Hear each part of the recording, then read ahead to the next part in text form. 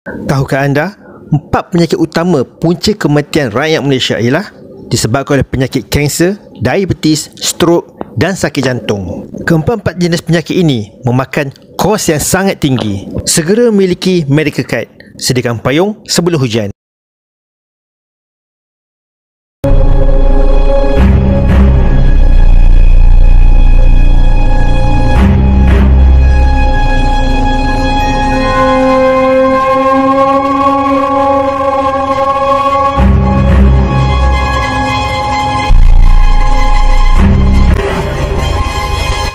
Assalamualaikum, berjumpa lagi ke dalam channel Nizam ZZK. Baiklah, seperti biasa saya akan kongsikan lagi kisah-kisah seram. Tetapi kali ini saya akan kongsikan misteri Gunung Ledang. Mesti korang pernah dengar kan? Banyak kali kisah-kisah misteri yang dikongsi oleh orang ramai. Baiklah, nak tahu kisah seterusnya? Okey, jom.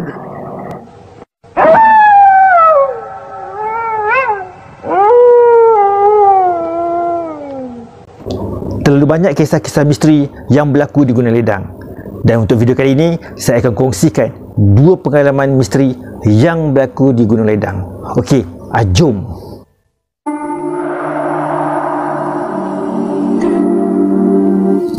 Kejadian seram ini berlaku pada tahun 1996.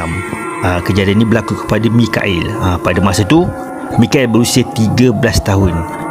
Mikael dengan abangnya yang berusia 18 tahun dan 2 orang kawan abangnya yang masing-masing pada masa itu berusia 22 tahun. Okay, mereka berempat ni pergi ke Gunung Ledang lah untuk mandi di air terjun Puteri Gunung Ledang. Itu merupakan kali kedua Mikael pergi ke situ. Tapi abangnya dah banyak kali sebab memang setiap kali cuti sekolah pasti abangnya akan pergi ke air terjun Puteri Gunung Ledang. Sehingga Mikael pada hari itu merupakan hari Isnin. Sebab jika pergi pada hujung minggu terlalu ramai pengunjung. Lebih-lebih lagi pada masa itu cuti penggar persekolahan. Setibanya di sana kira-kira pukul 10 pagi. Suasana redup dan masih agak lengang. Mikael berjalan agak lambat dan berada di belakang sekali. Abangnya pula sibuk dengan 2 orang kawannya. Mikael tak ambil peduli pun sebab memang perangai abangnya macam tu bila jumpa dengan kawan-kawannya. Kira-kira 10 minit selepas ikut trek laluan tu, Mikael terdengar suara seseorang memanggil ke arahnya. Cu, oh cu. Mikael toleh ke belakang, tapi tak ada sesiapa pun. Cu, oh cu. Tolong nenek cu.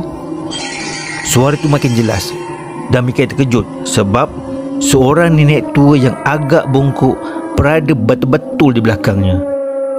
Mikael keheranan sebab sebelum ni tak ada sesiapa pun belakangnya. Cepat betul nenek ni mendaki. Cu, tolong nenek cu. Ulang nenek tu kepada Mikael. Kenapa nek? Tanya Mikael. Tolong pimpin tangan nenek. Nenek tak larat lah. Rumah nenek depan tu je. Mikael segera pegang tangan nenek tersebut. Tapi dalam hatinya terdetik, ada ke rumah di situ? Sebab rasanya kawasan tu hutan simpan. Tapi Mikael abaikan perasaannya. Selepas Mikael rangkul tangan nenek tu, barulah Mikael perasan abangnya dan kawan-kawan abangnya yang berada di depan dah tak ada dah. Padahal jarak di antara mereka cuma 5 langkah aja. Mikael mulai panik. Kenapa cu? Tanya nenek tadi. Kawan-kawan saya dah tak ada nek. Macam mana ni? Jangan takut cu. Cucu singgah kejap rumah nenek ya. Itu pun rumah nenek. Marilah singgah. Mikael tergamam sebab sebelum ni dia tak nampak pun ada rumah di situ. Mikael terus hantar nenek tersebut ke rumahnya. Halaman rumah tu sangat bersih. Walaupun rumah tu nampak usang tapi sangat cantik. Setibanya di rumah tu, nenek tu suruh Mikael tunggu di luar rumah. Mikael mulai risau. Selepas menunggu kira-kira 20 minit, nenek tersebut masih tak keluar dari rumah tu. Mikael pun duduklah menyandar di tiang rumah tersebut sambil matanya memandang ke arah jalan masuk. Hatinya mula rasa tak sedap. Macam ada yang tak kena je ni. Hatinya tergerak nak naik ke air terjun ikut abangnya. Tapi terpaksa batalkan hasrat sebab marah dengan abangnya yang tinggalkannya seorang-seorang. Mentang-mentang ada kawan, langsung tak ambil berat dirinya. Tanpa sedar, Mikael terlelap sekejap. Rasanya lebih kurang 15 minit kemudian, Mikael terjaga.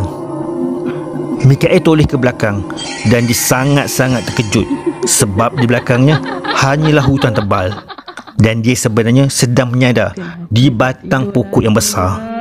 Mikael pun menjerit-jerit panggil nama abangnya berkali-kali. Disebabkan terlalu ketakutan, Mikael mula menangis. Sedang Mikael menangis, tiba-tiba terdengar sayup-sayup namanya dipanggil. Mikael terdengar juga suara azan dan secara tiba-tiba Mikael nampak semua laluan yang digunakan sebelum ni dan kira-kira terdapat 10 orang datang ke arahnya, termasuklah abangnya. Muka abangnya nampak pucat. Abangnya terus meluru ke arahnya dan memeluk Mikael. "Mana kau pergi ha?" tanya abangnya. "Abang yang tinggalkan Mikael," marah Mikael. "Kau yang hilang, nasib jumpa ni. Dah nak pukul 6 petang ni," marah abangnya lagi. Mikael terkejutlah sebab rasanya tak sampai 1 jam pun rasanya. Tapi sebenarnya dia dah hilang hampir 8 jam. Menurut orang kampung, nenek itu ialah nenek kebayan. Mikael sangat bernasib baik. Dalam banyak kejadian, mangsa dijumpai semula selepas beberapa hari dalam keadaan sangat lemah. Lebih malang lagi, ada yang hilang tanpa dapat dikesan sehingga ke hari ini.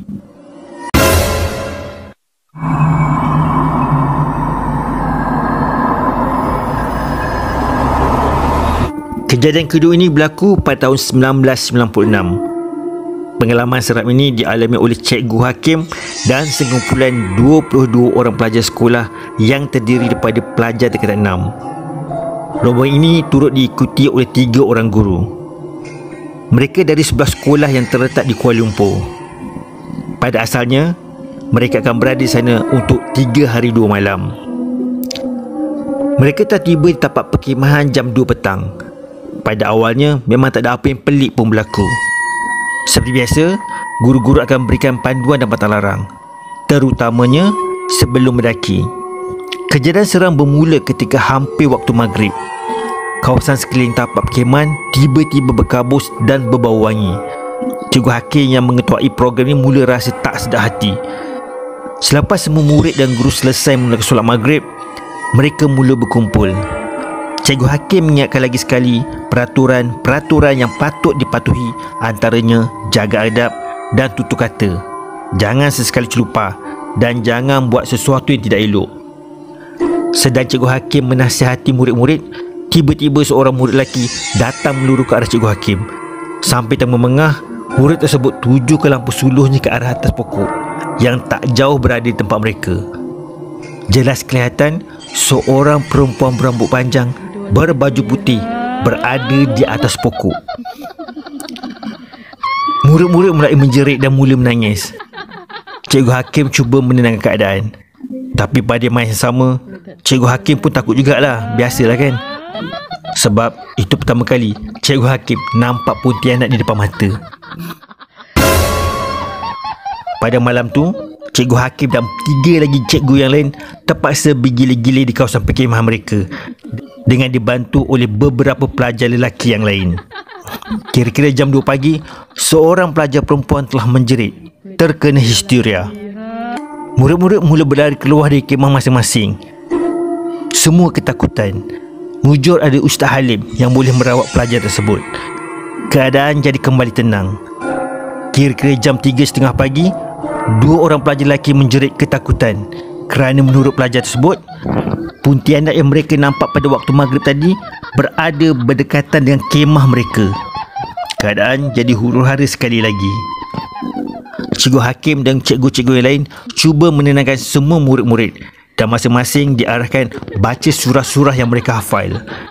Masing-masing berjaga dan tak mampu lagi nak tidur disebabkan ketakutan. Tidak lama selepas tu, terdengar dengan jelas suara pontianak ternilai-nilai di sekeliling kawasan mereka. Menurut Cikgu Hakim, bukan satu, tetapi terdapat 2 pontianak yang berterbangan di atas tapak perkhemahan mereka. Kira-kira pukul 5 pagi, barulah suara menilai itu hilang. Dan mereka bernasib baik kerana tak ada lagi gangguan selepas itu. Selepas sahaja solat subuh, masing-masing nampak mengantuk dan keletihan. dan 2 orang pelajar telah demam. Mungkin disebabkan oleh terlalu takut. Akhirnya Cikgu Hakim dan cikgu-cikgu lain ambil keputusan untuk balik pada hari itu juga.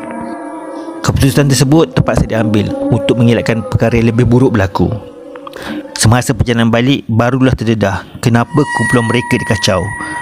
Murid perempuan yang histeria itu mengaku yang dia telah datang haid dan telah tinggalkan tualu wanita yang dipakainya di tepi sungai, tak buangnya di tempat yang sepatutnya. Dan 2 orang pelajar lelaki yang diganggu oleh pontianak tersebut pula bagi tahu pada mulanya mereka bergurau untuk berjumpa dengan pontianak tersebut, dan tak sangka pontianak tersebut betul-betul berada tidak jauh daripada mereka selepas gurauan tersebut. Baiklah, sampai di sini sahaja perkongsian saya misteri di Gunung Ledang. Sekiranya korang ada kisah-kisah menarik, kisah seram yang ingin dikongsi bersama, jangan lupa untuk hantarkan email berikut. Dan seperti biasa, jangan lupa untuk like, komen dan subscribe. Kita jumpa di video akan datang. Assalamualaikum. Bye-bye.